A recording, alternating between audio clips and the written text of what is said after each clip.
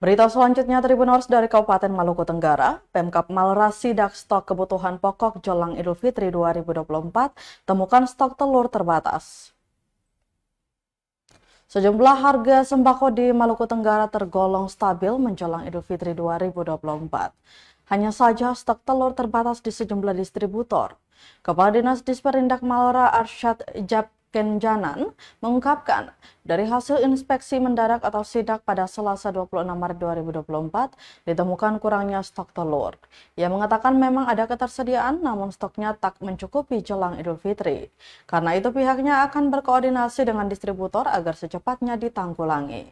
Sidak yang dilakukan, kata dia, sebagai langkah antisipasi kelangkaan barang dan penertiban penimbunan pangan jelang Idul Fitri 1445 Hijriah. Sementara itu untuk stok sembako dan minyak mencukupi, Mario Kele selaku Kepala Gudang PT Trisamudra mengaku stok sembako dan minyak mencukupi jelang Idul Fitri 2024. Jika masih kurang akan segera ada permintaan tambahan untuk harga sendiri. Lanjutnya masih stabil meski jelang hari besar karena stoknya mencukupi. Untuk minyak goreng 1 karton dibanderol Rp192.000, sedangkan untuk jenis mie goreng Rp116.000, mie kuah Rp110.000.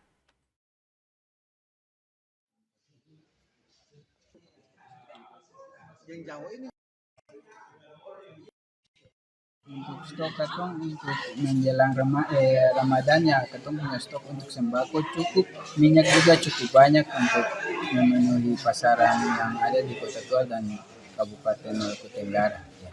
Minyak ini katong bisa sampai 6 bulan ke depan masih cukup. Kalau memang ada kurang pasti katong penambahan juga. Harganya katong tetap stabil di mau hari menjelang hari besar atau hari biasa juga katong punya harganya memang stabil, yang pernah naik atau turun karena katong dari pabriknya langsung tuh.